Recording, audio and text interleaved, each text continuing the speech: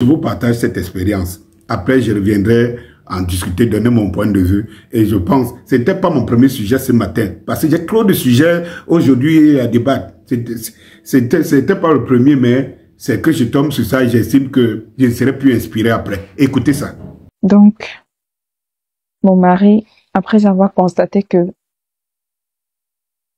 je n'étais plus la même, il m'a posé des questions. J'étais tout le temps en train de gronder. Je me fâche. Je me dis, mais pourquoi tu me poses cette question? J'étais toujours sur la défensive. Il est allé voir le pasteur. Le pasteur lui a dit, il faut parler avec ta femme. Peut-être que elle a un problème qu'elle ne veut pas te dire. Bon, je sais pas trop ce qu'ils ont causé là-bas, mais il est rentré.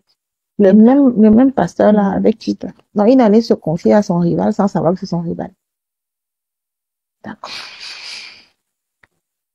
Le même pasteur a conseillé à mon mari de me demander, peut-être en public, si je vois quelqu'un d'autre en public. Parce qu'il est venu me dire. Il est venu me dire. Honnêtement, je me suis sentie ridicule parce que je me suis posé la question, c'était quoi l'objectif en fait? Bien sûr. De me ridiculiser, ou alors c'est lui le pasteur, c'est lui qui sera mal vu. Pourquoi est-ce que... Heureusement, mon mari ne l'a pas fait. Il était tellement clément, il a d'abord trouvé judicieux de venir me dire, de venir m'en parler. Automatiquement, je me suis enflammée. On s'est disputé.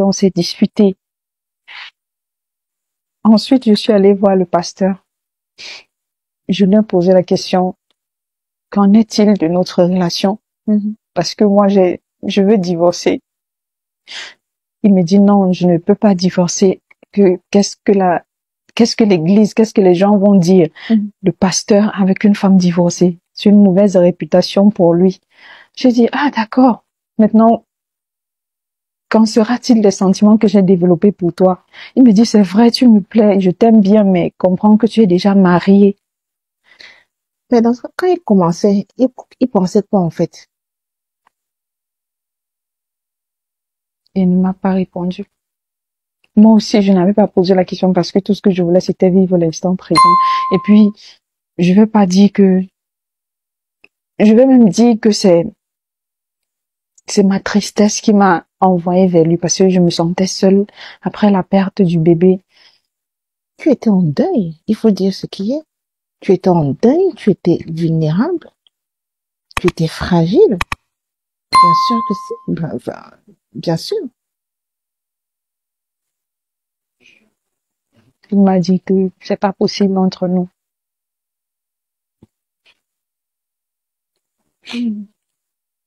Au sorti de là, j'étais tellement triste et en colère en même temps. Je voulais quand même divorcer de mon mari. Mais pourquoi je voulais divorcer malgré tout? Parce que j'étais plus à l'aise avec lui. J'étais plus à l'aise, mais je savais pas que c'était une mauvaise décision que j'allais prendre parce que, et on lui a envoyé le message. Il n'est pas rentré le même soir. On m'appelle qu'il a eu un accident et il a succombé.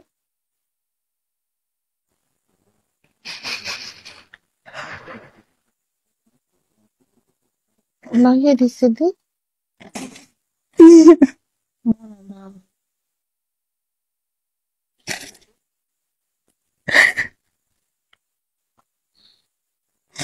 Et si je voulais divorcer, c'est parce que je voulais être avec le pasteur. Mais le pasteur me dit clairement qu'il ne peut pas être avec moi parce que si je divorce, sa réputation sera salie. Quand il couchait avec moi, qu'est-ce qui se passait dans sa tête?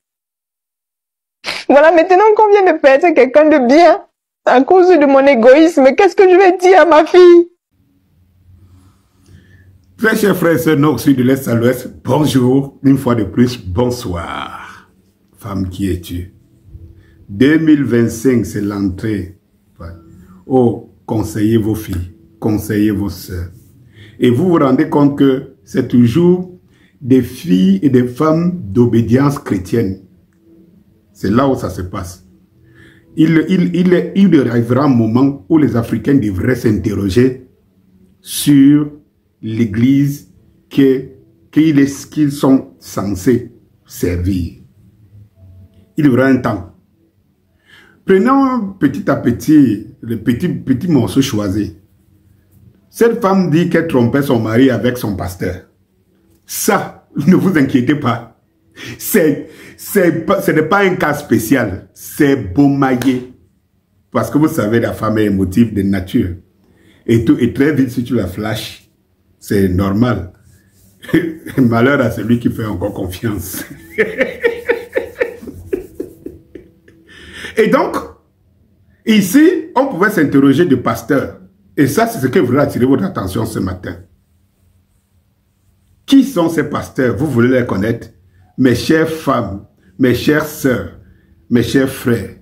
Si vous voulez savoir qui sont vos pasteurs, essayez de mener une vie de détective privé, un temps soit peu, pour quelques jours. Entrez dans leur vie privée sans qu'ils ne le sachent. Vous saurez qu'ils ne sont ni différents de vous. Ils sont plus pires que vous. Ils sont des antéchrists. Et ils vous servent ce que vous voulez entendre. Et il me semble que toi, tu voulais être femme de pasteur, quitter ton mari. Tu lances des éloges à ton mari. En aucun moment, tu lui reproches rien. Mais tu le fais payer sa bonté et sa liberté qu'il te donne. Tout ce qu'il te donne, tu le fais payer ça. Tout en précisant, bon, toi au moins, tu acceptes même que tu ne lui reproches de rien. C'est seulement que à un moment donné, tu n'avais plus envie d'être là. Mais d'autres vont même jusqu'à trouver toutes les raisons pour dénigrer ceux qui les ont fabriqués. Oui, ma chère femme, je m'en vais te dire quelque chose. À un moment donné, tu veux t'expliquer. Oui, si tu n'es plus à l'aise, vous pensez que les hommes sont toujours à l'aise tout le temps avec vous? Vous pensez que les hommes sont toujours à l'aise tout le temps avec vous? Il y a toujours des moments dans la vie que même ton enfant, tu ne veux pas voir. Mais vous n'êtes pas mûr en termes de relation. Vous n'êtes pas mentalement préparé. Vous n'êtes pas préparé. Vivre des relations, vous n'êtes pas préparé. Et lorsque vous vous retrouvez devant les mairies, vous dites pour le meilleur et pour le pire. Le pire, vous ne supportez pas. Vous venez pour le meilleur et vous partez pour le pire. Et quel pire? Dans ton cas précis, tu dis c'est un homme bien, un homme de bien, sauf que tu ne voulais plus être là. Donc tes sentiments étaient chez le pasteur. Et tu vois, le pasteur te dit, le pauvre mari va voir le pasteur, lui pensant que le pasteur c'est la personne sûre. Lui dit que mais ma femme a des comportements tous ces derniers temps. Elle est impulsive, elle est toujours à la défensive, et machin truc. Voilà. Celle-ci qui te pose la question, qui est votre coach? Elle dit bien que donc, le mari ne sait pas qu'il est plutôt en train d'aller demander des conseils à la personne qui lui trompe avec, bref, qui manipule sa femme. Mais je vous dis, ça c'est le quotidien. Au moment où je vous parle là, beaucoup de femmes savent qu'elles sont comme ça. Elles ont déjà vécu cette expérience. Beaucoup de gens aux alentours le savent. Mais les moments de vérité vont venir. Dans ma nouvelle rubrique qui va naître en 2025 sur TikTok, on va débattre de ces choses-là. De l'expérience des vécus. Oui. Et elle dit maintenant, qu'est-ce qu'elle va dire à sa fille? Donc elle a tué son mari parce qu'en fait, elle dit dès que son mari était sorti, il était allé au travail, et on l'a annoncé cette nouvelle, et il a fait l'accident, le même jour, il n'est plus revenu, il est mort, il a succombé de l'accident. Donc elle a tué son mari. Mais en même temps, le pasteur l'avait déjà dit qu'il ne peut pas accepter qu'elle quitte son mari pour lui. Il voulait seulement jouir. Et le gars voulait seulement jouir. C'est bien, il voulait seulement jouir. Et toi-même, tu voulais jouir. C'est clair. En fait, qu'est-ce que tu veux quitter quelqu'un qui t'a tout promis et tout donné pour aller chez quelqu'un qui t'a rien promis. Parce que tu dis, quand tu es allé le voir, il a dit quelle sera son image. Qu'on voit que une femme a divorcé et il a pris cette femme pour femme. Cela veut dire que dans votre relation, depuis que vous avez, il ne t'avait rien promis. Donc tu vis dans tes fantasmes. Ok. Et c'est maintenant que tu te rappelles parce que tu te souviens, tu te rappelles, tu prends comme ça parce que ton mari est mort, est décédé de ce coup, que tu te rappelles que qu'est-ce que tu diras à ta fille? Tu te rappelles maintenant que tu as un enfant qui sera traumatisé de ça toute sa vie et peut-être que du moment où il prendra conscience, il ne te pardonnera jamais. C'est maintenant que tu penses à ta fille. Et le pire, c'est que tu décides, tu dis que ces envies sont arrivées quand vous avez perdu votre enfant. Ça veut dire que tu perds ton enfant avec ton mari et c'est là où il t'arrive l'envie d'aller se voir ailleurs. C'est-à-dire de connaître un autre homme. Donc c'est ton mari qui a tué l'enfant. Non, toi-même tu le dis. Mais il t'est arrivé et la coach dit que ça peut arriver. Eh bien, mes chers frères et sœurs de Nord Sud, 2025 arrive.